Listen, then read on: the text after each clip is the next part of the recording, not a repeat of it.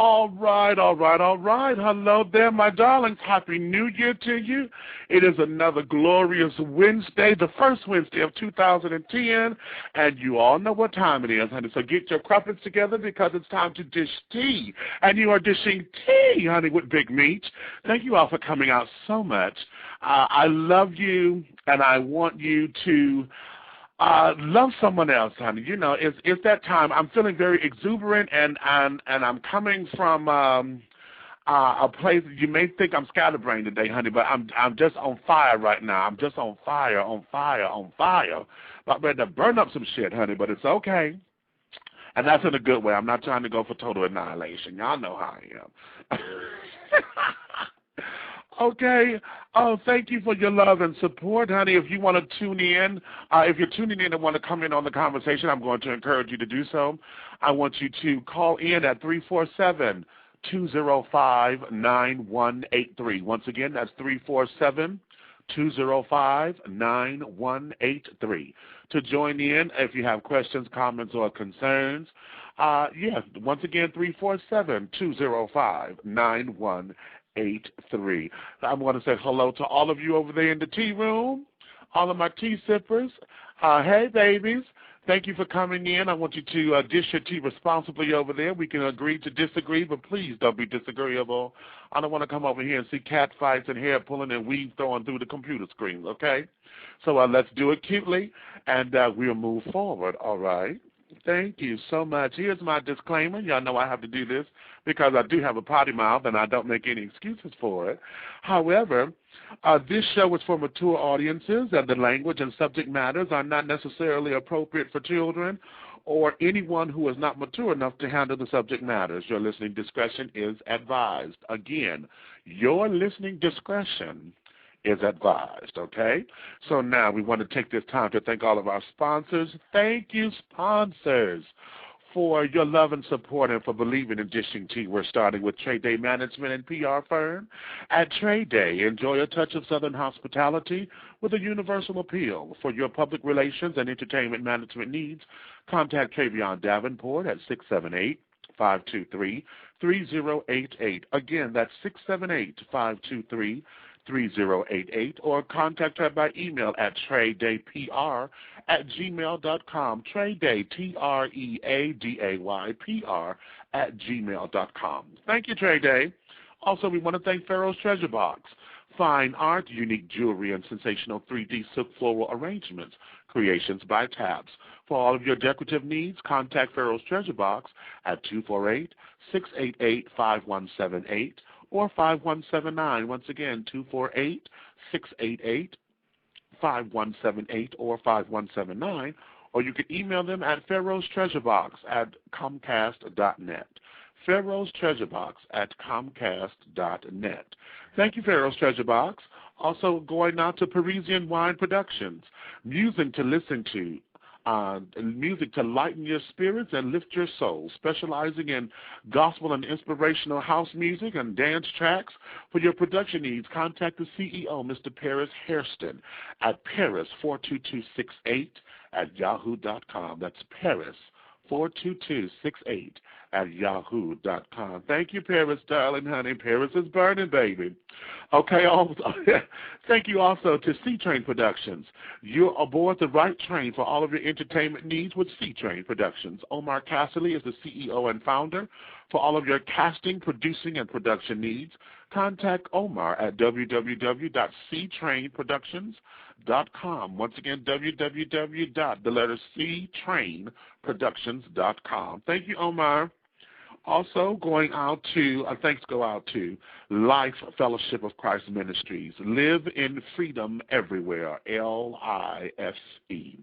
The Reverend James Coleman is the leader and founder of this ecumenical social justice ministry, brought forth to free the oppressed and introducing a fresh approach to the Christ consciousness. Contact Reverend Coleman at mustardcole@yahoo.com. Once again, mustardcole@yahoo.com. Services are held at the Woodbridge Estates Clubhouse, 4106 Supremes Drive, Detroit, Michigan, 48201. Services are held at 12 noon, and you can contact him for more information, 313-833-9278. Once again, 313-833-9278. Thank you to all of our sponsors. And this is growing. We have new sponsors that are going to be coming up throughout the year. So thank you for all of your love and your encouragement. Now, we're going to move forward. And before I get the show started, I want to express my condolences to former guest and gospel artist extraordinaire, Mr. Tone. You know, we had him on the show a few weeks ago, and I want you to keep him up in your prayers and in your blessings and in your thoughts. He recently lost his mom a few days ago, and you know, of course, I can't imagine what that feeling is because mine is still here. But we want to make sure that we send him our love and support and know that Dishing Tea, honey, is holding you up. And we are asking that the infinite creator just bring forth all of the strength and the love that you need to get you through these most difficult times. And as you get through these difficult times, know that your mom lives on through the life that you live because she's given you all the tools that you need on this side to sustain yourself. So honor her by living your best and your fullest life. So to you and the Williams family out there in San Diego, California, and abroad who are going through the loss of Mrs. Williams, we're here for you, and we send our deepest and most sincerest condolences. Okay, we're going to move on now. And my darlings, we have on the show today, honey, I got a double header for you. We're going to get started first. I found this guy. I'm telling you, God puts things in my way on purpose and for a reason because for those of you who know, you know, all of my friends and stuff, they know me. Y'all call me mother and this, that, and the other, and that's cute. But, you know, I have this very good nurturing spirit. So y'all know I want to go to school, and I look up to folks like Ayanna Van Zandt, Deepak Chopra, and Dwayne Dwyer, and all those folks who are into life coaching. And basically, you know, my take on it is to make sure that we point you in the right direction, not necessarily tell you what to do, but point you in the right direction so that you can live your authentic you. And I found this gentleman in an advertisement on Facebook. Okay. And I contacted him, and I said, oh, my God, I need to have him on the show because this here is right up our alley. On the show today will be a licensed life coach. His name is Mr. Mark Strong. He's going to be joining us. And also later on, like I said, I got a double header. I have Mr. Rodney Perry. Yes, you know him as the co-host to the fabulous The Monique Show that airs on BET. Mr. Rodney Perry will be joining us momentarily. However, we're going to get things started, and I want to introduce you to Mr. Mark Strong. He is a certified professional coach and the founder of the Gay Life Coach. He specializes in helping gay men explore, enhance, and expand their lives. He has done one-on-one life and business coaching as well as seminars and group coaching. Mark's originally from Minneapolis, Minnesota, and has been living in West Chelsea, Manhattan. I love West Chelsea, with his partner since 1999. I want you to welcome to Dishing Tea. This is Mr. Mark Strong. Hello there, my darling. Well, hello, and thank you so much for having me here today. I'm excited to be here, and I love that you're exuberant and on fire. I love that. Oh, thank you, darling, honey. We are into such a new year. And, okay, I'm going to put this out there because I'm on countdown. I'm at T-minus 58 days. Okay, and T-minus 58 days, honey. I'm turning 40 this year on March 4th. So, honey, I'm riveted. I am raring to go. All of you who are already 40 and over, honey, I'm expecting you to have your arms stretched out and open wide for me because I'm going to come into the club, and when I walk onto the scene, honey, there's no excuses that I'm there. So that's great. So that's why I have all of this life and this passion, and I'm glad that you're here on the show because with this being the first Wednesday, this is the first show of the new year, I want us to be able to walk away from today's show with some kind of outline that suggests or that would catapult us into being and living our authentic selves for 2010 and beyond. So let's get started, because I'm gonna jump right here, because like I said, I don't do resolutions anymore. New Year's resolutions, and let's get your take on it. Why don't New Year's resolutions work? Or why is it that folks come to rely on them so much? Let's have your take on that. Yeah, it's a really good question. I mean, I think we all I think it starts in our early 20s. We all, learn the social convention of setting New Year's resolutions, and eventually all come to realize that they don't usually work. And I think we rely on them because it's the end of the year and we've been, not treating ourselves so well, or the new year brings the ideas of new change and new beginnings. And I think the reason that they mostly don't work is because people set often unrealistic and very ambitious goals for themselves. And what I love, there's some research that indicates that the third Monday of January is now the most depressing day of the year, because most of us realize by the third Monday that we actually aren't on our resolutions and are going to fail.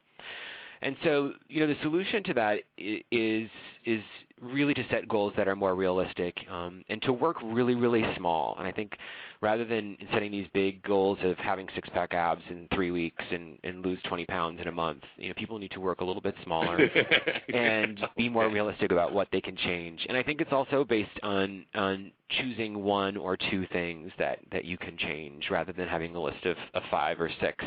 It's just too many things to change all at once. Interesting. Okay. Interesting, because, yeah, you're right. A lot of folks go into change, wanting to change this and change that, versus, maybe altering a lifestyle or whatever, or eliminating. They say the definition of insanity is doing the same things over and over and yet expecting different results. Exactly. Exactly. So, and most of us are just insanely crazy. Okay. Just insanely crazy. So, okay, let me go here. Let's go to basics first so that everybody understands your position as far as a life coach. Exactly what is a life coach or life coaching?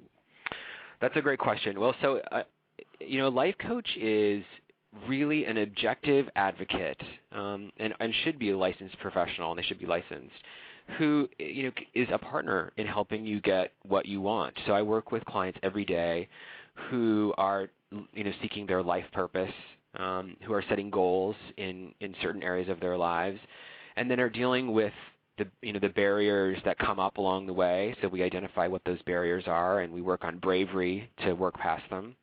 And then I think most importantly, a life coach is someone who helps you stay accountable for doing what you say you're going to do.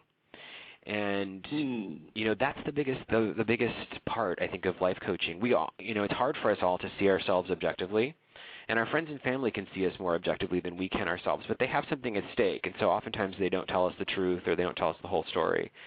A life coach is someone who remains objective and holds your agenda and can challenge your thinking, and is there to cheer you on and celebrate your little successes and keep you honest.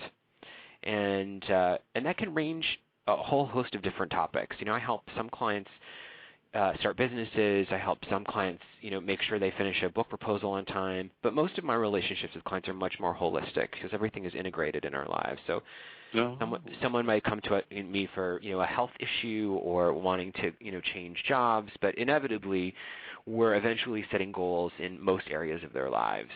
And so we'll deal with the relationship that they're having, or their lack of relationship, and dealing, wanting to increase intimacy and so forth. So it can span a very wide spectrum of goals that people set for themselves. Interesting. Now, you know what? I had a few questions that just ran through my mind as you were defining that for me. The first question is, there was a show that came on television called Starting Over. Sure. And I lived for that show. Do you hear me? I can't believe it went off the air. I know. Oh, I love that show. Annie Young, you love her. Yes. Yes. Yes. here's the question, because I know as I told the folks, you live with your partner, so obviously you're gay, and you specialize with working with gay men. Why is it that it seems that life coaching is always taken from a feminine perspective? You know, every time we hear these things, it's always from a woman's perspective, or women need to do this, or women are getting in tune here. And, you know, but why is it not seen as a universal appeal or a universal approach? Well, that's a really interesting question. It's funny, when I went to school to become accredited to be a life coach, I think my class was 98% women, and there were all just a handful of men. And I think one of the reasons is because women are, you know, I think seen as better nurturers generally, and having kind of a stronger sense of their emotional selves, and also the use of their intuition. And, you know, I work extra hard to make sure that when I'm working with clients that I'm listening on all different levels. My tendency as a male is to listen on more of a logical, factual level, but I work really hard to make sure that I'm listening at an emotional level and also an intuitive level as well. So, but you're right, it is definitely more of a feminine domain, and that's one of the reasons why I was so excited to enter into it, because there is a lack of, I think, really great life coaches that are men and that look at things from the male perspective. Interesting. Now, in looking at things from the male perspective, here's a plague of our community, and that is this whole masculine versus feminine as far as men are concerned. Do you find it easier to coach someone who is a little bit more feminine, a feminine male, versus, this masculine male who come in a little bit more rigid? You know what? My first answer to that is no. I think that there's different approaches to every kind of personality. I think it's less to do with their masculinity or femininity as much as it is their learning style. Once I can figure out whether or not someone is a visual learner or a verbal learner or an oral learner or whatever, it's easier for me to sort of work with them to get them engaged in the process. So even the most rigid masculine gay client of mine, once I figure out how they learn, I can work with them as closely as I can with those of my clients who have more of a refined and developed feminine side. Oh, okay. Dig that. Yeah. Interesting. Wow. Okay. All right. See, my mind is racing right now because, as I looked at starting over and stuff, I've always wondered how come there was never shows like that with men being the guest or whatever, and then they made it a couples thing, but it was still women, focused on the women, because they were doing most of the work, and the men were learning how to listen to the woman's problems and then learning how to coexist in that relationship. But never once have I seen, where men were actually the focal point and learning how to embrace what they need to embrace and learn how to overcome obstacles and all of that. Yeah. So I found that to be very interesting. It's very true, and I think that women are more comfortable doing it in public and in groups. And one of the reasons why life coaching one-on-one is easier for men is because it's in private. You're dealing with one person in person, either live or over the phone. And men are more apt to share how they're feeling and explore the inner stuff rather than the outer stuff when they're kind of one-on-one with somebody, rather than on a TV show or in a group of people. And that's why women have knitting circles and men don't. Men just like to do things more one-on-one. Okay. All right. That takes us there. See, I can stay there forever and a day because, as being a man, sometimes I hate being a man because the makeup of manhood is just it's stupid to me at times. It's just real stupid. And, well, yeah, okay. I will say to that, that when I'm working with clients over the long term, you would be surprised at how gentle and vulnerable and open both straight men and gay men, I think, are in life coaching. I know I was surprised when I first started. It does take a while to kind of, knock some of the barriers down and build trust and credibility and confidentiality so they feel comfortable. But once they practice a little bit, listening to their intuition and sharing their inner thoughts, they really can achieve some amazing things and gain some deeper understanding about who they are. But it is a slower process, because men don't always have the vocabulary to articulate how they're feeling. And because we're not taught that as growing up. But it is possible. And that's the great thing about guys who are willing to step up to the plate and say, look, I want to do the work. I want to learn how to do this and expand my life. And I don't exactly know how. And so that's when I bring, tools to the table and exercises and so forth that help them do that. Okay. All right, now see, that's what these tools, that's good. Wonderful segue. I knew you were going to love tools, yes. Yes, and the reason, because, again, watching that particular program and, over the years on all the talk shows, on all of this, and even when I was taking a couple of classes, there were these modules, if you will, that come up. And where do these ideas come up to where these are become effective tools to use? Do you make them up? Is there a book somewhere that folks can buy to learn how to do these things at home? Where do they come from? So great question. So, I have amassed, a huge repository of tools over the years, and I think it comes from, reading books, going to school. I certainly have made up my share of exercises. And, you can find them in books like Millionaire Mind and Wayne Dyer's books, and they're there for the taking, and I think sometimes we just kind of bypass them. But after working with clients for so many years, I kind of know the things that will work to get somebody to get to an insight on their own. And that's a big that's why starting over was so powerful, was that, while Iyanla was, sort of seemingly giving them the answer, her exercises were usually about having the person experience for themselves. Discover it, exactly. Exactly. So she would put a woman inside a cardboard box, and she'd have to write on the inside of the box until she could get herself out of it and all that kind of stuff. And so, my job is not to be an advice giver. It's to create the context in which, a gay man can find the answer for himself. And that's best done through these tools and exercises. And so they can be as simple as, creating a spreadsheet to writing a letter to much more complex things. Some clients I have go on dates with themselves. Some clients I have do mirror work where they stand in front of the mirror and do certain things. I have people take on, I have clients who, take on, other people's personas at a party. They become someone else and introduce themselves under a different name as a way of practicing confidence. So there's also a lot of role play. I've had people write their obituaries, of course, as a way of dealing with, avoiding regret and setting goals. One of the more interesting things that pops into my mind, I had a client in New York who was just having the hardest time finding the motivation to get the body that he wanted. And so we hired a shirtless trainer who would come to his apartment every morning and knock on his door to get him out of bed to go to the gym. And it worked. It was the motivation he needed, and it got him out of bed, and one look at that got him to the gym every day. So it's a little bit drastic, but depending on what the need is, I'm there with the solution to try to get you engaged. Oh wow, that just hit me. And I wouldn't know how to handle that. I have a shirtless man come to my door every day.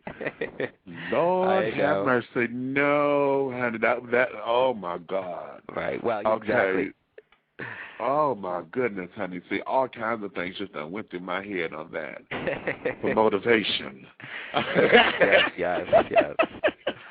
Okay, now let's go here, because now we're at the beginning of 2010, a new year, a new decade, even.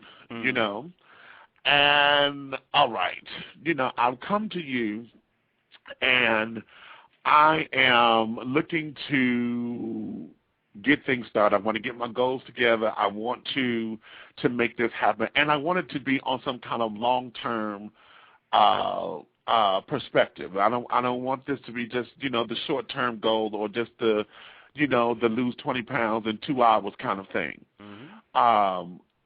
Tell me more. I see that you said that you have this system called SMART. How can we implement this into everyday lives and into what it is that we want to carry out for the year? Yeah, no, great question. I've kind of three-part answer, I guess, to that question. The first thing I do when I talk to a client is obviously I get to know them for 45 minutes at the beginning, just a general phone call and learning about what they're looking to get out of life coaching. And then the second step is always I have them fill out a questionnaire that's pretty detailed, and the questions in it are pretty powerful, and they require some thoughtful analysis to make sure that this is really what you want, and this is really what's standing in your way, and exactly how they believe a life coach can help, et cetera. So this first questionnaire is kind of the first part. But if you're coming to me for long-term stuff, which most people are, the first thing that we inevitably get to is a discussion around life purpose. Mm-hmm. And the reason that is because when clients discover what their purpose is and what they're meant to do on this planet for the rest of their years, life becomes almost fluid and so much easier. My life purpose today is to help people simplify and amplify their lives and have a blast doing it. And so when I get confronted with new opportunities or new relationships, if it doesn't kind of fit into that life purpose, then I can easily say, no, that's not really something I'm interested in.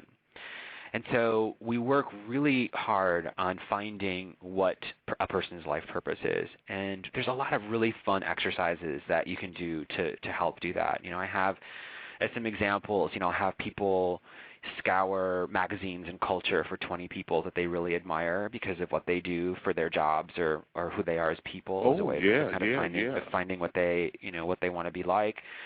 I have clients interview their friends and family about what they think their life purpose is, and you always get some really interesting answers from that. One of the coolest things that I love doing is I ask clients to study pictures from their childhood all the way to the pictures that are still on their camera today, and start looking for themes.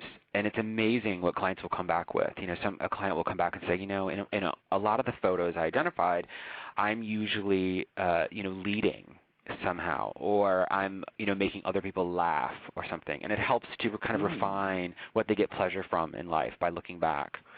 And then, usually we end up writing, 40 to 100 different life purpose statements until we get to the one sentence or two sentences that really ignite passion every time you read it. And, of course, once we get that life purpose, I make you plaster it all over your apartment and in your wallet and in your car and so forth, so that you're always reminding yourself. So as I said, once you have that, life becomes a little bit easier because you know why you're waking up every day, and you have, there's sort of this spirit lifted once you have that purpose figured out. So that's one of the first things. And then, you mentioned the SMART thing. The SMART thing is just a very simple construct for goal setting that I think is really useful for people. And SMART is an acronym, and it stands, S stands for specific. So when you're writing a goal, or a resolution, as it were, if you haven't written your resolutions yet, it's really important to be specific and be as precise as possible about what you want to achieve. So rather than saying, I want to make more money in 2010, you need to say, I want to make $10,000 more this year. Rather than saying, I want to have more sex this year, I want to say, you need to say, I want to have sex 3 times this week, and mind-blowing sex at that. So very specific. M is for measurable. You can't empirically measure goals like be happier or worry less. And so you won't know if you're successful. So I, usually ask clients to be as specifically measurable as possible. So for example, you might say, I want to increase my happiness level from 2 to 9 over the next 3 months by tracking my happiness in a daily journal. So that would just be really measurable, and then we would both know if you were successful. The A stands for achievable. A lot of clients want to change things that involve an external factor.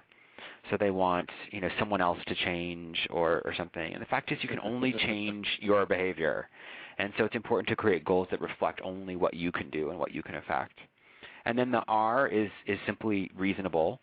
As I said earlier in the show, you're not going to have 6-pack abs in 6 weeks. I'm sorry. but we'll get you there soon, but just not in 6 weeks, and you're not going to probably double your salary in 3 months. So and overzealous goals are so disheartening, and again, that's why resolutions often fail. I always say to clients, we're going to dream big, but we're going to work small.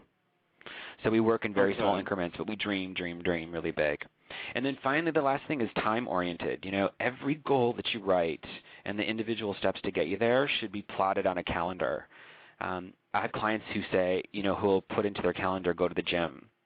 And I urge them to instead say, block off time on their calendar and actually go to the gym at 7:30 a.m. Wednesday to do 30 minutes of glutes so I look right naked. So you get a sense for kind of how SMART can help get you a little bit more specific and measurable and so forth. And I find that it really, really works. It's a very simple method. And so that's how I help clients set goals. And that's true for both short-term, obviously, and long-term goals as well. Wow. See, as I'm listening to that, let me ask this, because when The Secret hit this, made its big introduction to the world, and, we've gotten, and I'm a follower of it, but for those who are skeptics, and feel as though, well, no, it doesn't work, how does SMART go hand in hand with that? And I wanted to come from you versus from me, because I know what I'm hearing is the whole reasonable aspect of it, the R, being reasonable. Well, who didn't love The Secret? It was a great book, and it still continues to be. And the idea that you manifest or draw things to yourself based on your thoughts and so forth is amazing. And I think it has some validity to it. I have seen over and over with clients who set intentions for something that things do start to pop up in their lives. And I always use the analogy of when you're looking to buy a house, you start to see for sale signs, but when you're not looking for a house, you never see them. And so I think that by setting intentions, as The Secret would have you do, you start to just kind of notice things that you didn't notice before that probably were always already there. But to answer your question about SMART, I think what's missing from The Secret is it kind of presumes that you don't have to be, quote unquote, on the court in action around a particular issue. So, if, for example, you say, I want to make $50,000 more, I want to win the lottery or whatever, well, you've got to buy tickets, or you've got to be doing a great job at work. Okay, right. And so it's not just about hoping and wishing, it's about setting an intention and also doing everything you can to make sure that it comes true. Wow. So that would be the difference. I think action is a little bit what's missing. So right, the work. Everybody, yes, because a lot of folks don't want to do the work.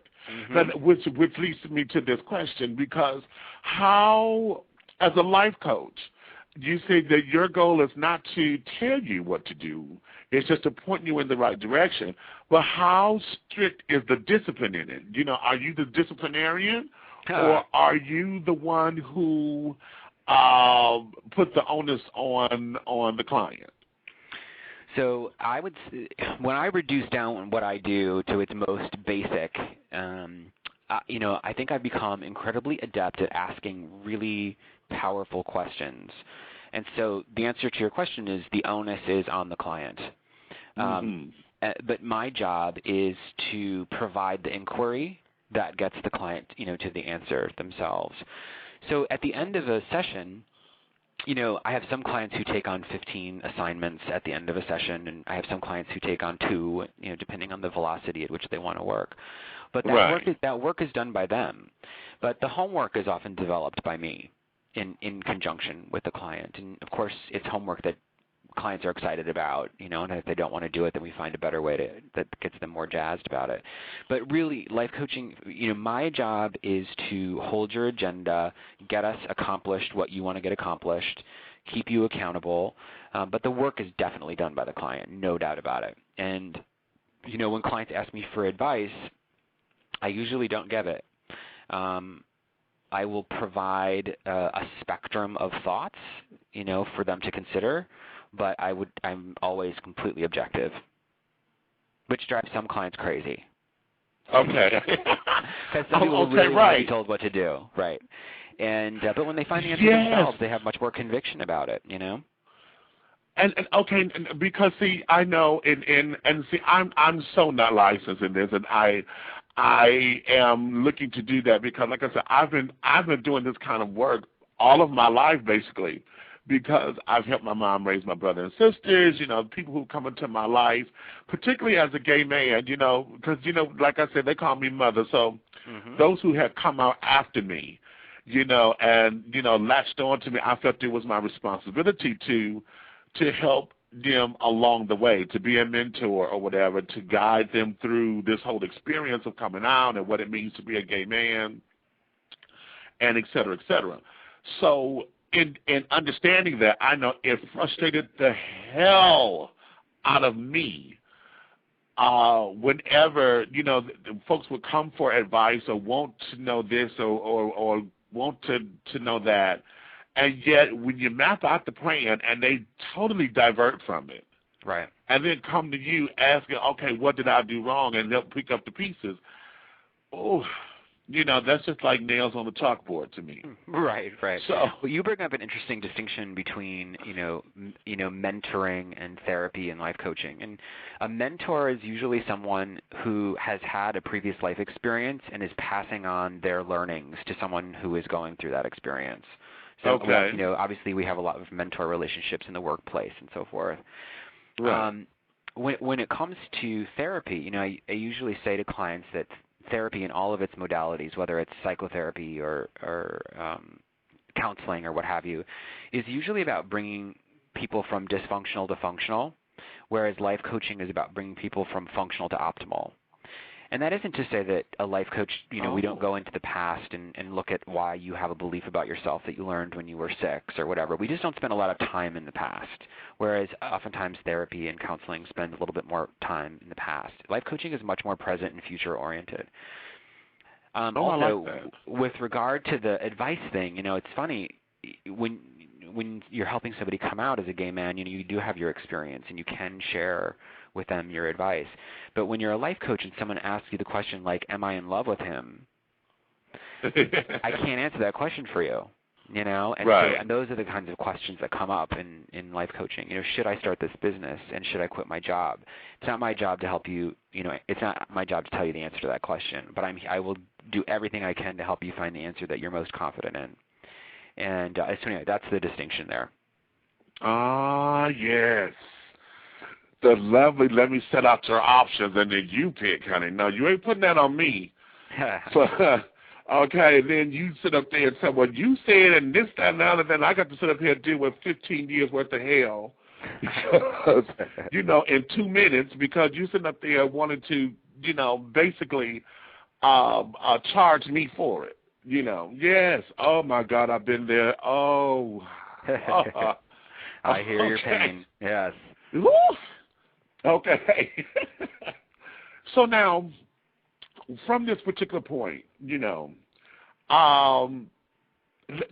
me ask this, because do you feel that having a personal life coach is essential to, say, having, we hear about mental health all the time, and a lot of folks don't spend time for mental health.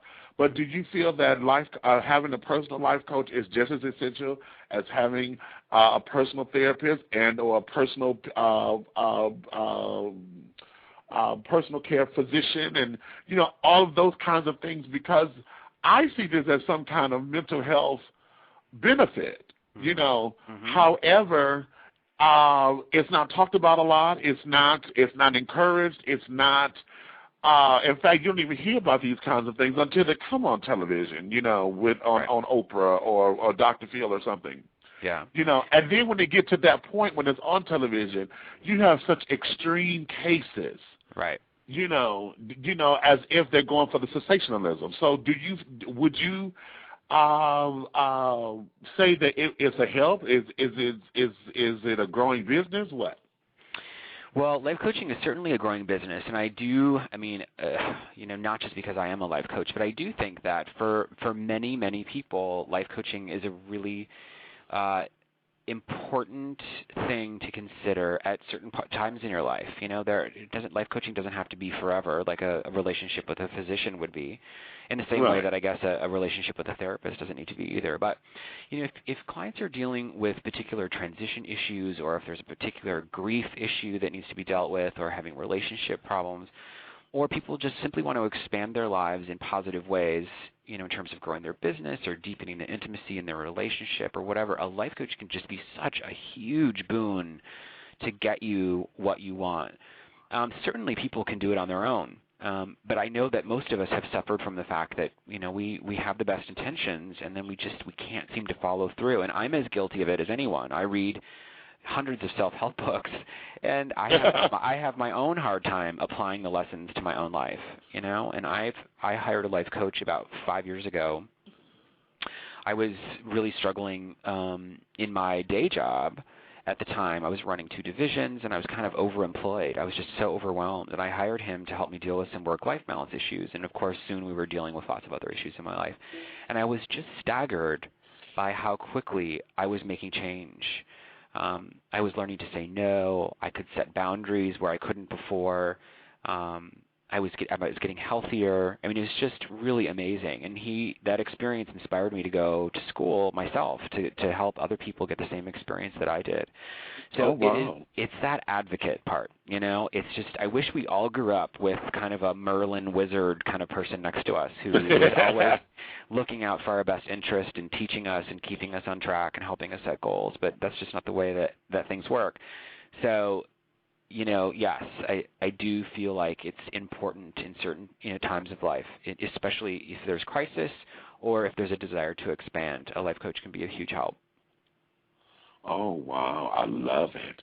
Okay, let's do a recap because I want folks to really – okay, now tea sippers, make sure you're taking notes, honey, because I want you to get this. Make sure you got it. Make sure if you don't get it, the show is going to archives, so come back into the archives and go over this as many times as you need to, because this here is an ongoing process, and I want this to be the first step to complete prosperity and happiness for 2010 and beyond. So let's do a recap. What we want to do is understand that life coaching is very independent. Okay, this is something that doesn't have to be an ongoing kind of thing.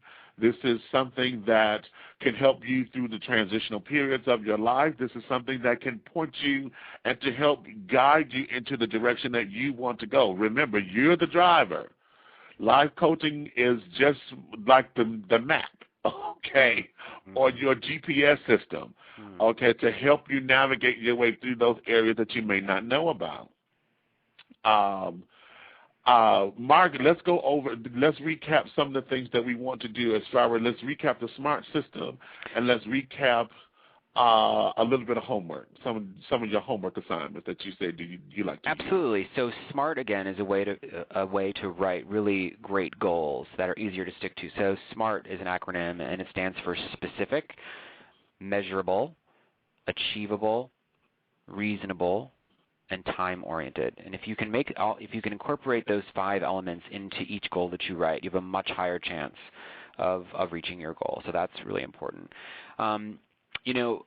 I'll give you a couple of homework assignments for finding your purpose, and also in terms of finding a love and relationship, which is one thing that we didn't talk about. So in terms of finding your life purpose, scour culture for people that you admire. Ask your friends and family what they think your purpose is, because they'll give you some really interesting ideas. Study some pictures of yourself from birth to today to find out if there's any themes. And then write a life purpose statement over and over and over again until you get something that really ignites passion inside you.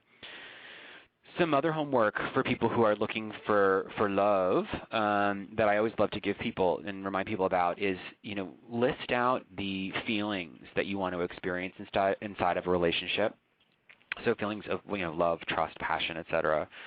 I always urge clients who are single and looking for their life partner to throw away that list of requirements that we all have secretly stored in our brains or iPhones, like the physical, financial, and behavioral or whatever. Because you know what, 90 95% of my clients always say, I would never have picked this guy because he didn't fit my criteria, but he's definitely the one.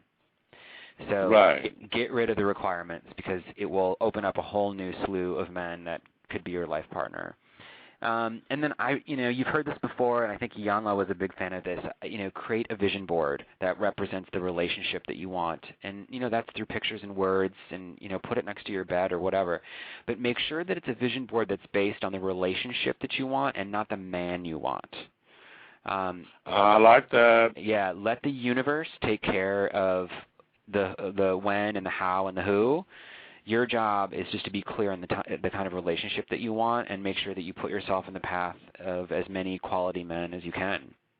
And I promise that your smiling face and the universe will do the rest for you. All right. All right. Now, Mark. Yes. Give us your contact information for those who want to get in contact with you, who may want to set up any kind of personal one-on-ones. Now, Mark is in Chelsea, Manhattan, so understand that. So if you're traveling or if you just need to talk to him, maybe he has resources in your cities and have other friends that can come on in. Give us the information where we can contact you. Sure, absolutely. So my website is www.thegaylifecoach.com, thegaylifecoach.com. And I coach people all over the country. I have a couple of international clients as well that we coach over the phone. Or if you're in New York, I do it in person. And on my website, actually, you'll see that I'm doing a seminar in New York City on February 1st at 7 p.m. So if you're interested in learning more about life coaching and more of a group environment, you're welcome to join that. And then my email address is mark, M-A-R-K, at thegaylifecoach.com. Wonderful. Now let me ask this final question. Absolutely. Just for those who, we know how people are.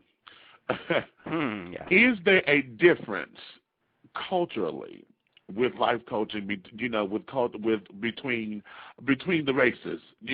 Have you found any differences, or are the basic problems the same, and it's more so an individual tweaking to, like you said earlier, seeing how people learn how to adapt?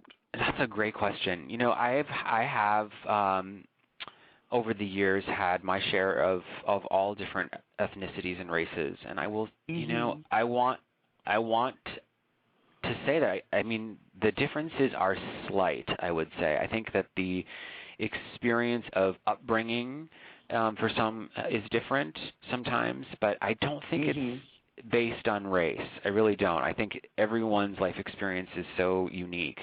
I certainly have, African American clients who have dealt with the same issues as my Asian clients and my Caucasian clients or what have you. I don't really see a lot breaking down from a race perspective. That's what I wanted to hear. That's exactly what I wanted to. How common we all are. Yeah. And this is why I'm such an advocate of life coaching. I really am. Yeah. Wow. Yeah, I would say that it's the commonality of the gay experience is very similar among everyone. And then, of course, we're not always dealing with just gay-specific issues. We're also dealing with human issues as well. Exactly. And yeah, you'd be surprised. And as you advocate, we're all kind of the same down at the core. At the core, honey. Absolutely. When you strip everything back, honey, the skeleton all looks the same. It really does. It really does. Oh, my darling. Well, okay, I thank you so much for your time, for coming on with us, and for giving us these tools, honey. I'm telling you, I am just, I'm so elated right now. I can't stand myself, honey. I love it when I'm in that particular mode. Oh, I love it. Well, this has been such a pleasure. Thank you so much for having me. Thank you for dishing your tea with us, honey. I will keep you. Of course, I'm keeping you in my Rolodex. I will let you know what's going on. I'm going to vow. I haven't been to New York in a little piece of a minute, so I got to come back. I'm looking for folks and just want to look at the city and everything again and all of that. So, my darling, just know that we will meet face-to-face soon. And I wish you all of the best. Give your partner a great big old hello from me. We'll be dishing tea face-to-face, honey, real soon. I look forward to meeting you face-to-face. Absolutely. Have a great 2010. All right. Thanks, my darling. Thank you so Okay. much. All right. March Bye-bye. strong, everyone. Bye-bye. Wonderful, wonderful information, children. Wonderful information. Wonderful information. Oh, I hope you enjoyed that, honey, because that was lovely. That was absolutely lovely and wonderful, and it allows us to put ourselves into position. If you take the time to apply what he just said, I like the acronym, that SMART thing, honey.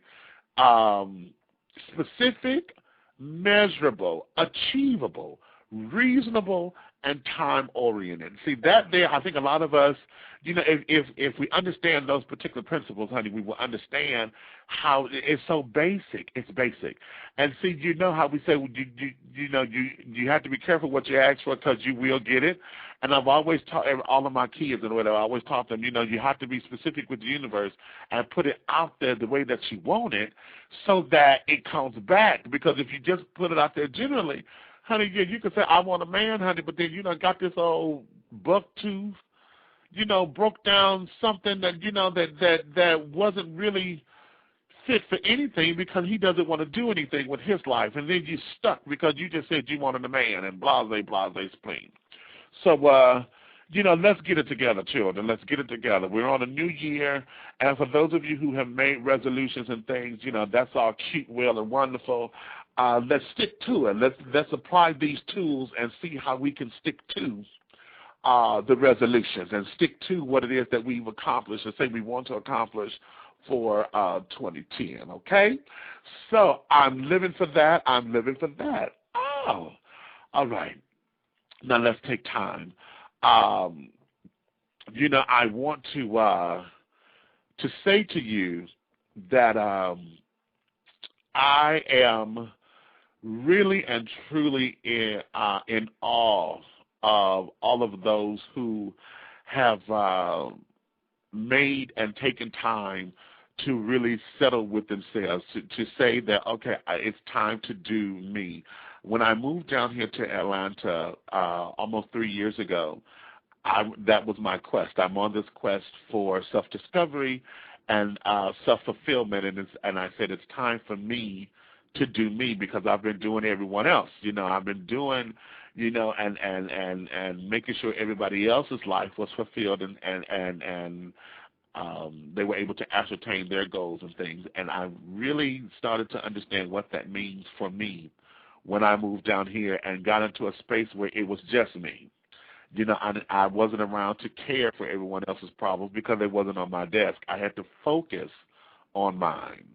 So in that focus, I encourage you, for those who need to take that time to, quote unquote, become selfish for a minute, to focus on you, to get you together to be your very best so that you can have to give to others and share with others. You can't share if nothing is there. And if you don't take the time to do the groundwork to sustain you, then it's not going to work. It won't take you where you need it to go. So with that, let me hear. I want to play this song because I think this is my feeling for the day and for the year, honey, because I know this is going to take us there. Listen.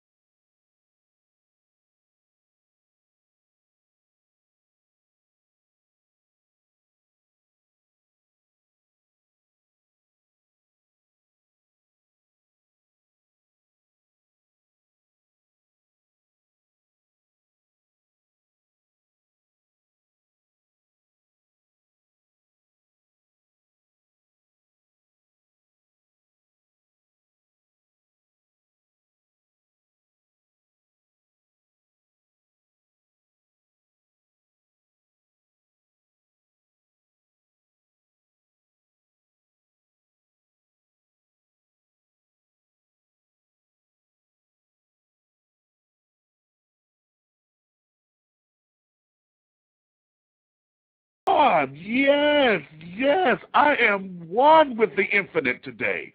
And always, my God, did you feel that? Did you feel what I'm feeling, children, honey? Come on, T-Sippers. Oh, yes, I'm just so thankful today. Now, you know, I've got to say this right here because I heard this today. Warren Valentine was sitting up here talking about this just a minute ago. And when he brought this to my attention, honey, I said, no, ma'am. But if y'all ain't seen the story about the lady who took the children, she mad at the father because though he's paying his child support, he didn't have any extra money for Christmas. So she took the two children that they look in the picture, they look to be around, maybe 3 and 6 or somewhere up in there. Put them in paper bag dresses. Did you hear what I say? Paper bag dresses. Put them outside in the cold in 30-degree weather. Took them to his job and dropped them off and wrote on the thing "Merry Christmas" on the bags. Now, okay, now you know that's a what the fuck moment, right? You know that's a what the fuck moment. However, I got to get all the details, so once I get all that, honey, trust me, I'm going to share that with you. Now, we're going to continue on and moving forward. I want to introduce to you, well, you already know him, honey, because I'm sure all of you watch my girl, honey, my sister, my baby, okay, Miss Monique on BET weeknights, okay, and you know him as her trusted sidekick. This fool is stupid. No, well, he's just stupid, number one, because Rodney Perry is a comedian extraordinaire. Honey, this man has been, well, Rodney, you've been a little bit of everybody's sidekick now, because if you miss him on Monique, then you've seen him on Bill Bellamy's Who's Got Jokes, season 4 down in Las Vegas. You've seen him travel across the country with Cedric the Entertainer and all of the fabulous names in comedy. You know, Cedric and Steve and Mark Curry and all these other babies, honey. But right now, we're going to bring him on in his own way so that he can tell us about him right here. So dishing tea with us is the one and only. This is Mr. Rodney Perry. What's up, baby? Hey, Sugar Plum. Hey, Sugar. How you doing, baby? Hi. Yes. Yes. What's up, baby? Man? How are you? Hey, man, thank you for having me on your show, man. I know you're killing it over here at Blog Talk Radio. You know, I'm a fan and a Blog Talk alumnus. So, when I got the call to come on your show, man, I just had to do it. And then what people don't know is, see, I met Meech, and Meech is fly. He came out with the suit on. He came out to the show and really turned it out. So, when he hit me up and asked me to come to the show, I said, man, it would be my pleasure to come and speak to your audience, man. So thank you, and what a great introduction, man. Thank you so much. Oh, my goodness. Well, thank you, baby. See, you know what? The whole thing of this is I want to make sure that, everybody has a voice. And when I came down to the show that day, I came because Monique and I are kindred spirits. And when I get to her, I'm going to tell her. Because, see, I was following her back when y'all was doing the radio show. Oh, see, okay, and even, okay. Yes, baby. See, that I'm the same Big Meech that was typing in, listening through the computer. Oh, got it. So you would be in the chat room. Yes, got baby. It, got it. I was sitting up there. See, I would talk to y'all directly because I didn't see in the chat room. I went straight to Mo and was like, okay. So I was sending her all of my comments and carrying on directly to her because the chat room didn't know me because at the time, the time slot she was in with the radio show, it wasn't streaming here in Atlanta during that same time. So I had to listen through the internet. So I told her then, I said, sweetie, you and I are going to do something together. We're going to work together. And here she come with the show, and I was down there. So, yes. And then to come to meet you and your buffoonery, child. On that Wait a minute. No, I mean that in a good way. I don't mean it in the Spike Lee way. Okay. I don't mean it in the Spike Lee way. Spike Lee been clowning Tyler Perry, you know. Spike came out of a bag, and yeah, okay. He came out of a bag, and he was wrong as hell for that, man. And when I meet him, I'm gonna tell him that shit. You was wrong as hell because you was doing the same thing. He got the same criticism back when he started. But exactly. Okay, that's my piece on that. Anyway, you and your brand of comedy, my darling, you have been able to do something that I feel is genius, because I'm not a fan of slapstick. However, you have taken and given me just enough physicality in your act to where it's funny without being slapstick, and that there I find to be genius. Well, I mean that's a very interesting take you have on it, because you know when I came into the comedy world, I wanted to touch on all the different styles of comedy. You know, I can Rodney Perry can stand flat-footed and tell a joke. I can do, you know, the Rodney Dangerfield style of comedy where you tell those, you know, two guys walking to a bar jokes, or I can go physical. I incorporate music into my act. So I just wanted to be the total entertainer when it came to stand-up comedy, you know, and that's my goal ultimately as a comic, and that's what I'm working toward every day I get on that stage. So, you know, to have you recognize that is a great thing. And, you know, I've had an interesting journey, man. You know, like you said, I've co-hosted, you know, with Monique, Bill Bellamy. I've been under the tutelage of people like Steve Harvey, people like Sid the Entertainer. So I have an interesting pedigree, you know, to be able to really be up close to the best in the business. People would pay for that, you know. I can remember I worked on Steve Harvey's Big Time behind the scenes. I was writing for the show, and I didn't know that. Yeah, Steve Harvey would drop jewels on us, man. If you listen to the radio daily, you hear Nephew Tommy. Nephew Tommy and I were just Steve's writers back then, and we used to be in the room, and Steve would every once in a while he would say something like, "Yo." He would tell us how to read the teleprompter. He said, Rodney Perry, he said, someday you're going to have your own show, and you're going to need to know this. And he said, this is how you read a teleprompter. Those words on that screen is not going to go any faster than you go. So just take your time and say and read them and put a little feeling in it, you know. And that was a jewel he dropped on me, you know. And to be a fly on the wall in some of the situations, you know, I've had chances to sit down and talk with Sid the Entertainer and understand the game, or to learn elements of the game from Monique, just to watch how she deals with people.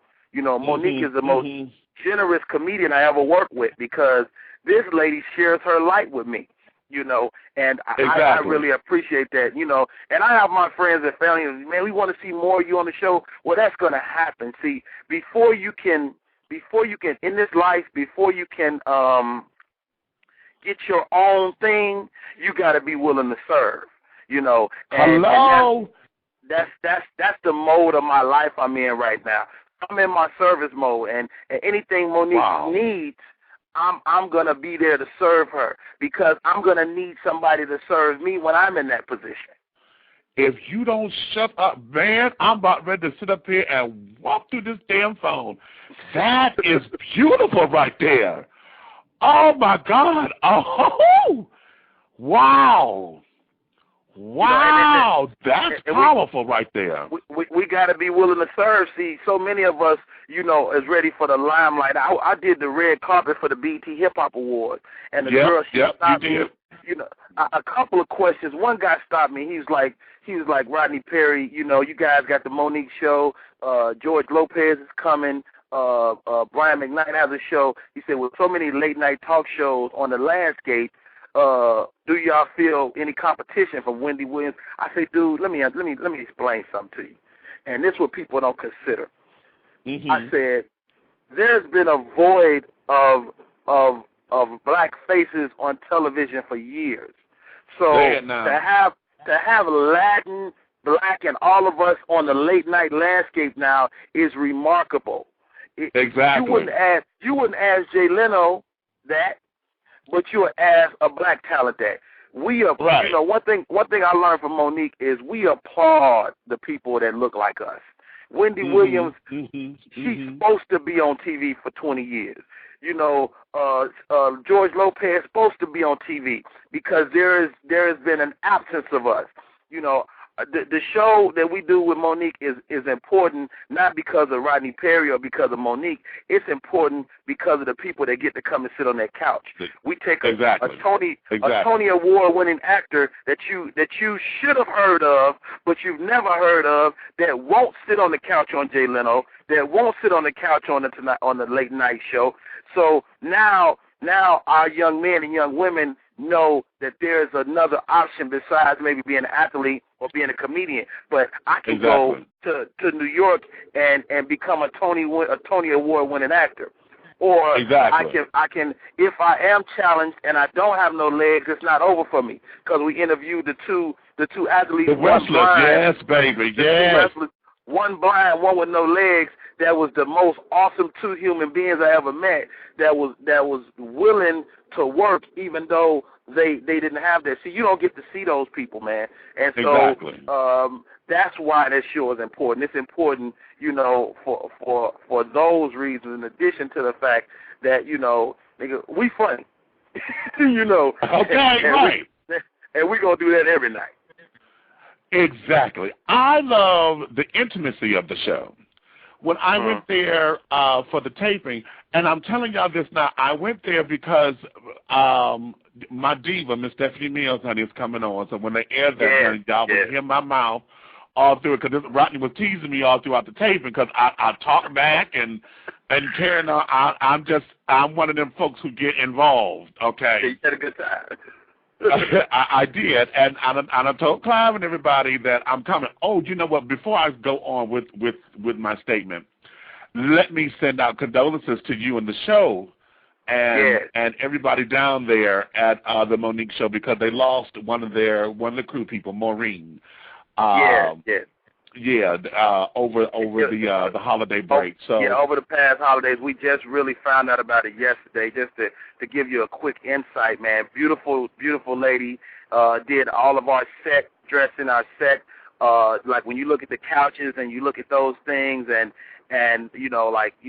from the lights, the stuff that's around the band, when we do bits, she creates those things, and we lost her. She was actually murdered by her husband. And it's alleged at this point because, they just found her yesterday. But from what I understand, he's come forward, and it's a terrible thing. And it's a trip, man, because my brother, who works on the show as well, he's one of the audience coordinators. He was telling me they went out maybe a few weeks ago and to karaoke, and he met the guy. And he was like, the guy was kind of a weird guy. He remember making note of that. So it's very sad. It's very sad around the show right now. And, we send our prayers out to her children, who survived her. And, we're going to miss her because she was a beautiful human being. My Lord, my Lord, my Lord. I mean, if you know somebody that's in a domestic situation that ain't right, you got to step up. That's one of the things I did on this break is I did an event called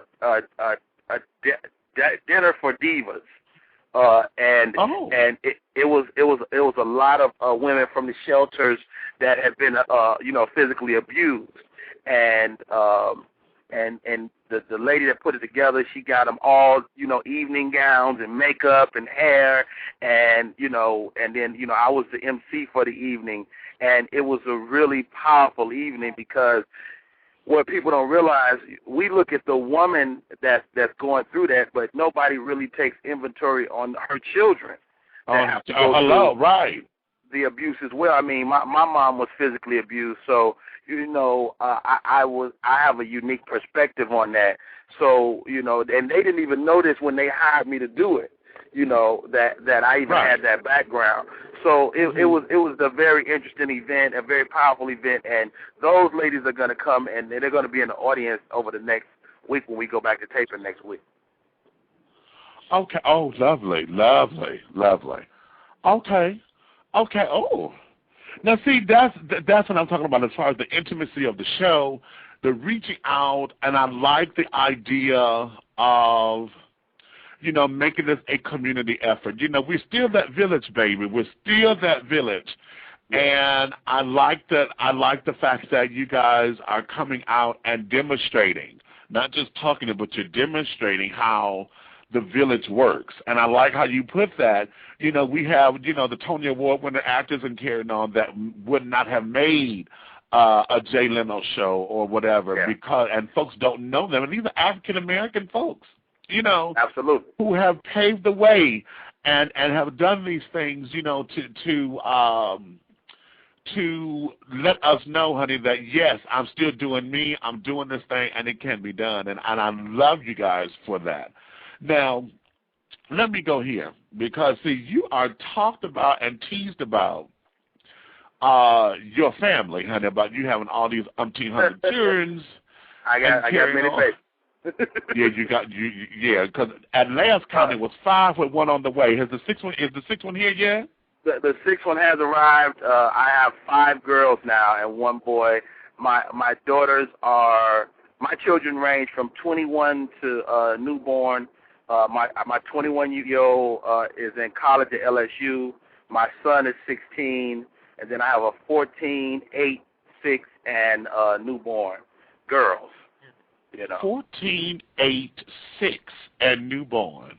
Yeah, yeah. My wife and I have 4 together, and I have my son is from, you know, a previous relationship, and my oldest daughter is from a previous relationship. So, you know, I always say I got. Lord have mercy. You talk about bootleg Viagra. Okay. And you talk about bootleg Viagra at the 7-Eleven. Okay, yeah, I got you. Hilarious. Okay, but the question is, I know you guys started off in L.A. doing the radio show. Yeah. Now, did you have to move to Atlanta to do the show, or are you commuting, and what does that mean for the family? I live here in Atlanta. When I got the call to do the show, that's one of the first things they asked me, was I willing to relocate? And, you know, Monique had already moved.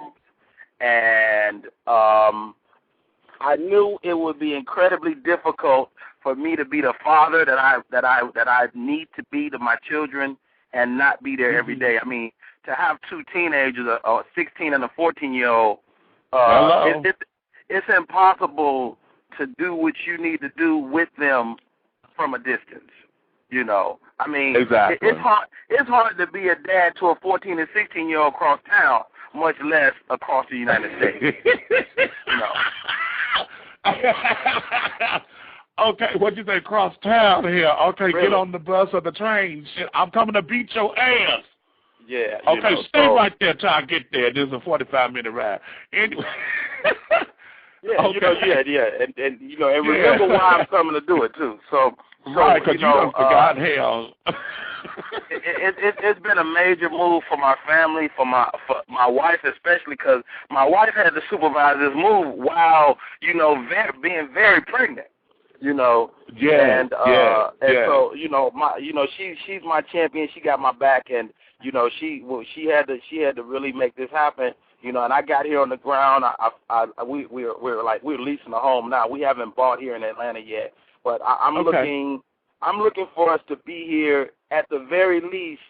This being my home base until I get my 14-year-old in and out of high school. You know. So, dig that. Okay. So, you know, I enjoy Atlanta, and, you know, the world is becoming so small, Meech, you know, with the internet and the way Hollywood is growing and spreading out. You know, Atlanta is really, I foresee in the next 5 years, Atlanta being, you know, Black Hollywood for us. So I think I'm ahead of the power curve. Oh, okay, not the power curve. Okay, dig it, which is why I moved here. Because I came here from Detroit. I've been here for almost 3 years now, so... And being in the business myself, because I'm an actor and a singer and a playwright, when I saw the explosion down here, I said, okay, I've lived in New York before, and New York is cute. New York is going to always be New York. But when I left New York, God sent me back home, and when I tell the story, I'm like, okay, no, I had to come back home. No, you were just going through growing pains. You just didn't wait it out. I said, no, something in the air changed, honey. I couldn't explain it. It was just something pushing me home. And now that I'm here, it is a beautiful thing here. I'm exploding, and I'm doing this, and I'm doing that. And do you get that same sense now that you're here, that whole sense in the air, like, okay, you got more people to pull from. It's a number of characters down here, honey, to get some material from, darling. Trust me. Yeah. I'm not completely infused into the Atlanta culture, which I'm kind of really working on that. But what ultimately what I see, and you tell me if you agree, across the board, there is a push toward positivity. I mean, that's one thing I noticed being on the Monique show, when you have the young lady, God dang it, I can't think of her name, the girl from the Housewives that's singing Candy, and then you have Lettucey come on, and they're all singing these great songs with spiritual themes. I think that ultimately there's a push toward positivity across the board. See, I think maybe in the last 5 to 7 years there was a real negative push. You see people like Joan Rivers, you see Perez Hilton, and all they spew out is negativity. But I think we're going to see the flip side of that over the next 10 years as we move into 2010. Positive people are going to be really pushed into the limelight. And that's what what I hope to be and maintain and take to the next level, and be one of those people. Dig that. Usher that vibe in, Oh, dig that. So, okay, now are you one who sets resolutions for 2010 or New Year's resolutions, period? I'm not. I don't. Well, yes and no. I mean, I resolve to do some things better. I don't set resolutions. I set goals. I think same here, right. You should take each year and reevaluate and know what you did last year and go, okay, this is what I want to accomplish, because you got to give yourself something to shoot for. And, my goal for this year is to bank $1 million, my first $1 million, dig that. Okay, is that the goal? Not just to make it, but to have it in the bank so I can look at it at the end of the year and go, you know what, I did that. I did that. Yeah. A lot of folks don't know you to be this deep, bruh. Well, I'm a smart dude. Okay, little piece of leather but well put together. I love it. I love it. Well, see, here's the thing, because I know you and Mo say this on the show a lot, that a lot of folks don't really know you, particularly comedians, because we're expecting everything to be funny. And we're expecting everything, and trust, honey, you on that scope, honey. If I ain't laughing every 2 minutes, honey, we have a problem. But what is it that grounds you, that allows you to say, okay, this is what I do when I'm working, but when it's time to be serious, I know how to be serious. What grounds you with that?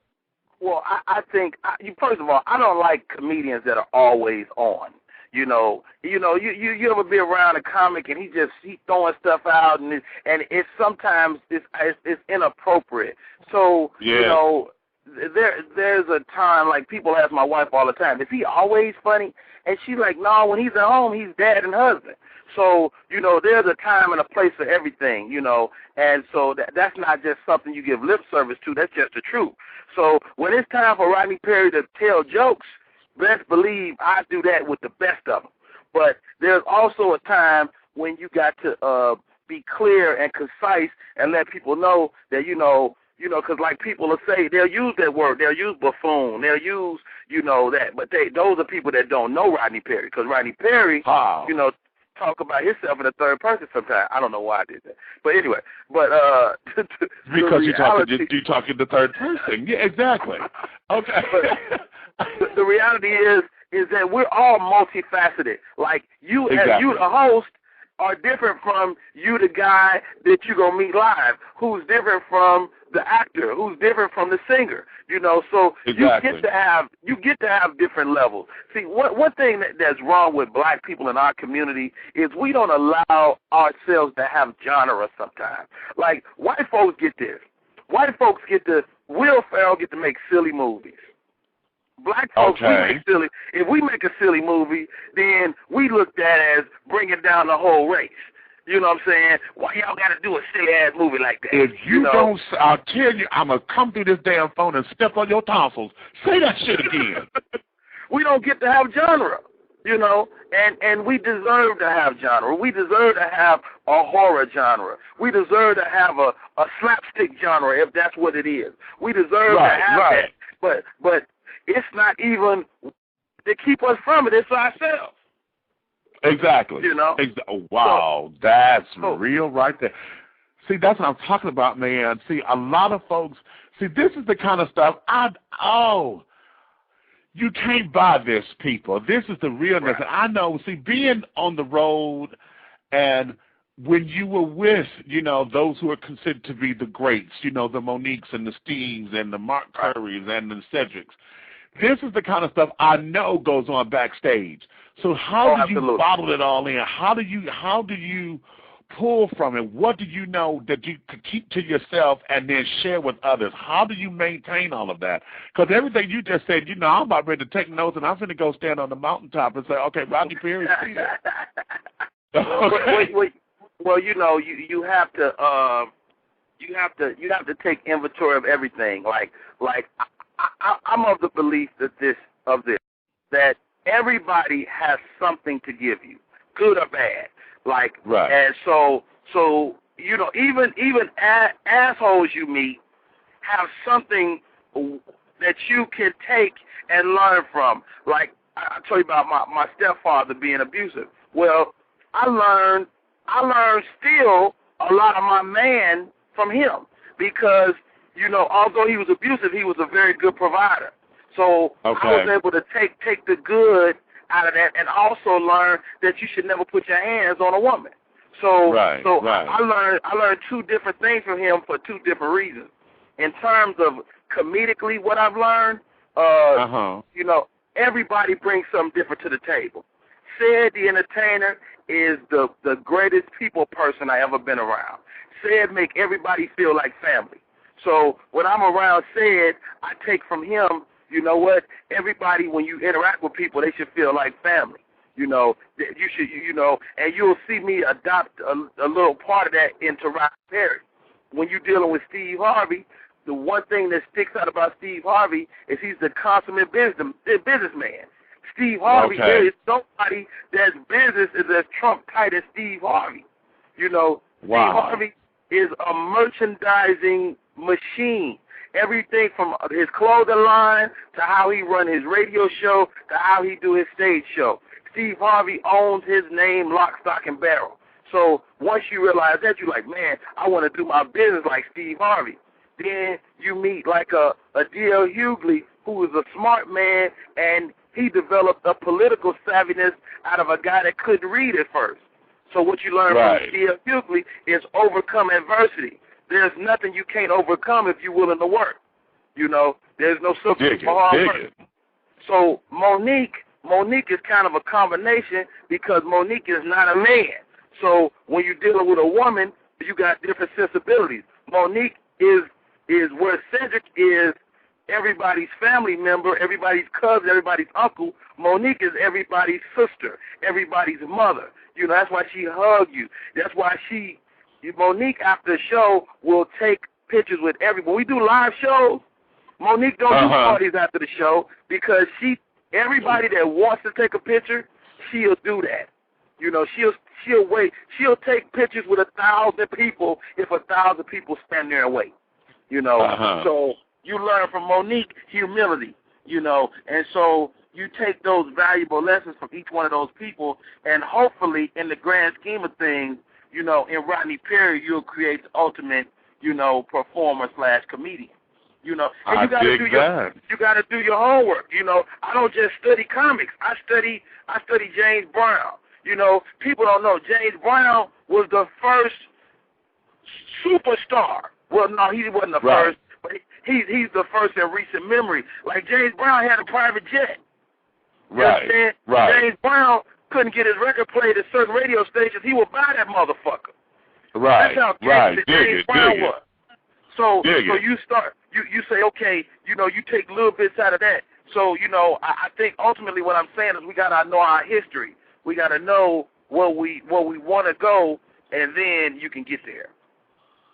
I know that's right. I know that's right. Wow. See, this is why, we got to hang, honey. We got to sit down and hang.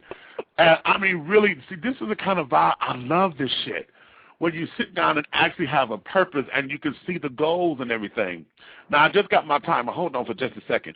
Okay, those of you listening by the computer, I'm down to my last little few seconds. I'm going to say goodbye to y'all because we're going to keep talking because he got a few more minutes, and so do I. And you're going to catch everything in the archives.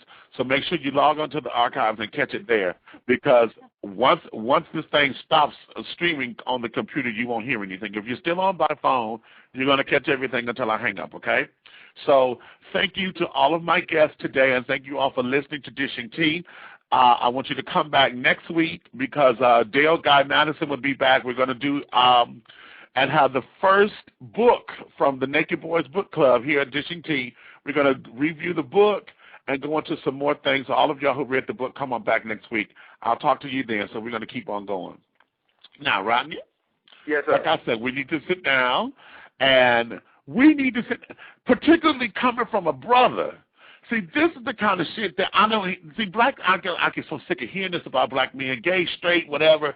Black men, period, do not know how to sit down and vibe like this and make it happen for one another and make it to where the information is usable. We don't share information, and in this business, you know, we don't share it. We don't do nothing. It all becomes lip service or it all becomes fodder. And I love the realness in this, and I want to just thank you so much for just embracing me and just saying, I'm going to come on the show because, man, I'm telling you, wow, you're the real brother. You're just a real cat, and I'm sitting up here, I'm floored, baby. My mind is racing, and I'm just going through it right now because to hear all of this, I read a few interviews of you, and I know you're a very spiritual person. I know that you put God in everything that you do. And that you let that center you, but to actually hear you say it and to feel the passion and to feel that it's real, man, that's a beautiful thing right there. Man, I appreciate, one of the things I've learned is you can't take none of this for granted because this could be all taken from you, you know. So when you ask me to come on, that's my pleasure, you know, because I can remember when nobody gave a damn. You understand? And in the not so distant past, you know, Rodney Perry, you know, I can remember like when nobody wanted to care what I thought of, nobody, you know, wanted to know. So you know, the blog talk shows when people reach out to me, you know, I generally will do it. If I have time, I'll do it. And, you know, especially Blog Talk, because I know how hard it is to get guests, you know, because, you know, I was on Blog Talk, and I got friends, you know, that would blow me off. So, you know, I know people whack.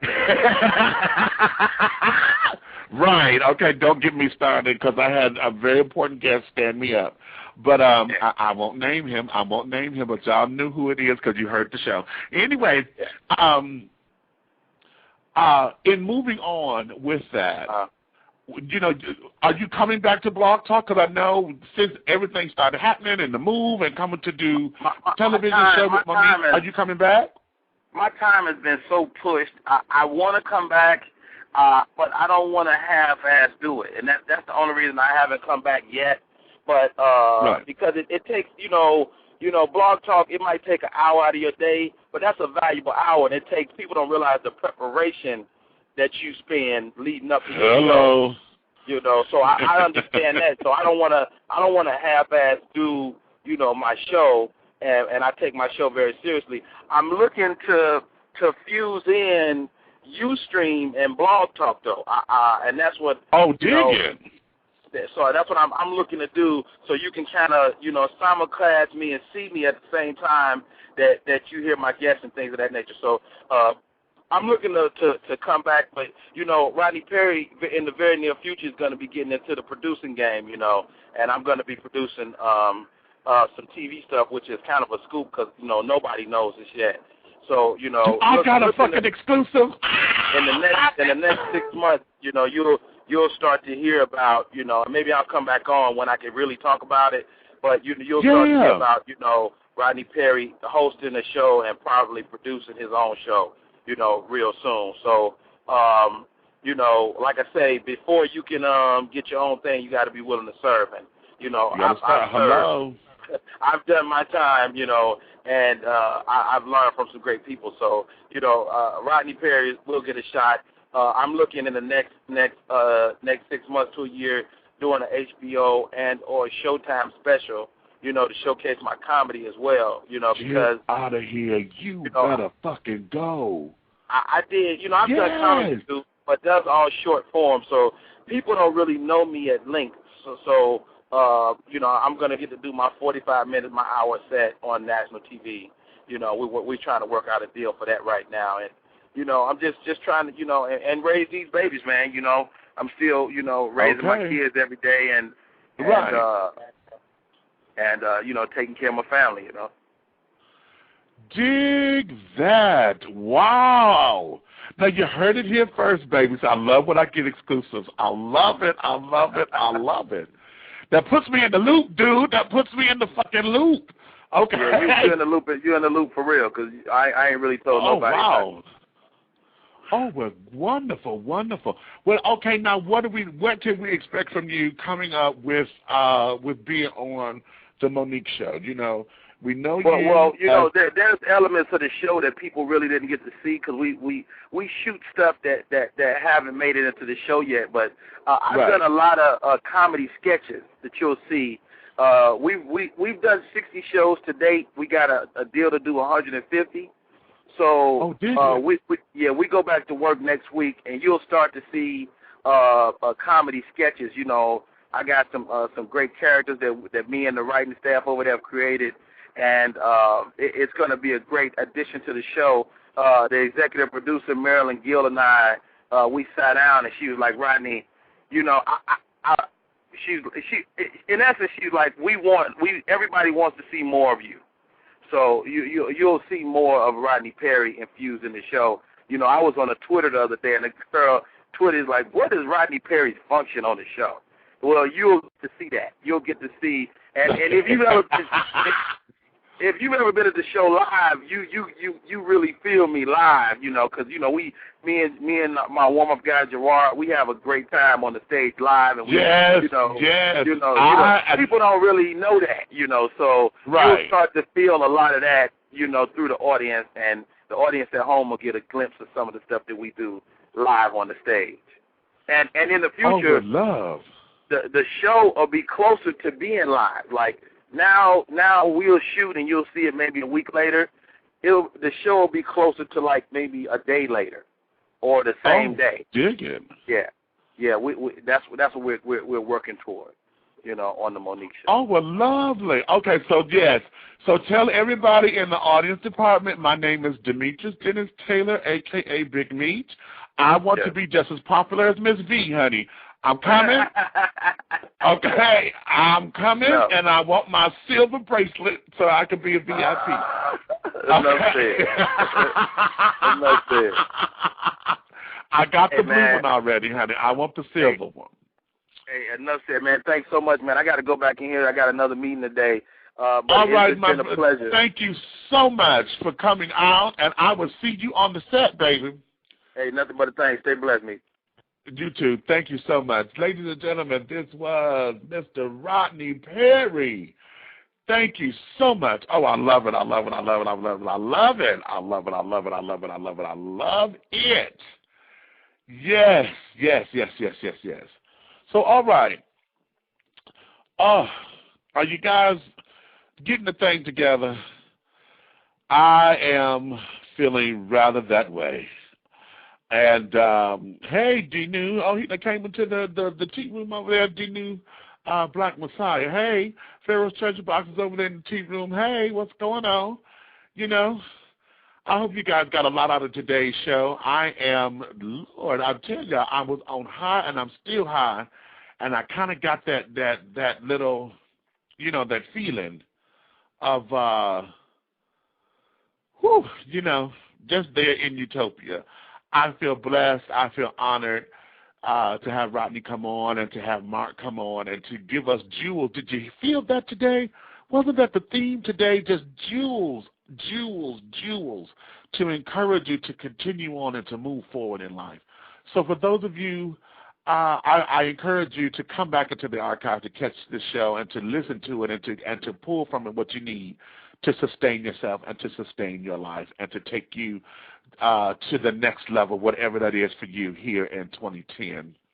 Again, like I said, next week, Mr. Dale Guy Madison will be back. We're going to take and review his book, Dream Boy, My Life as a QVC Host and Other Greatest Hits. This is for all of you who read the book. I encourage you to call in. You get to talk directly to the author. And we're going to sit down and break the book apart just for a minute to find out the sections that we like, what we didn't like, you know, what did this mean, what did that mean, to get into his life a little bit. Oh, excuse me. Okay, I got a little verklempt there. A deep swallow. Anyway, not like that. Anywho, then we're going to go forth and to bring about some new things that Dale has done. He's got some spoken word pieces that we're hoping to be able to introduce you to, and also a short film that I want to introduce you to. And so that's next week's show. Save the date, because January 27th, the last Wednesday of the month, Mr. Tony Terry will be here. Yes, my babies. Tony Terry will be here. I got a lovey-dovey feeling, honey, that when I'm with you, everything is going to be all right. So he'll be here dishing tea with us. And, so we have an exciting new season coming. And remember, also, y'all will be hearing me on my countdown. Today we are T-minus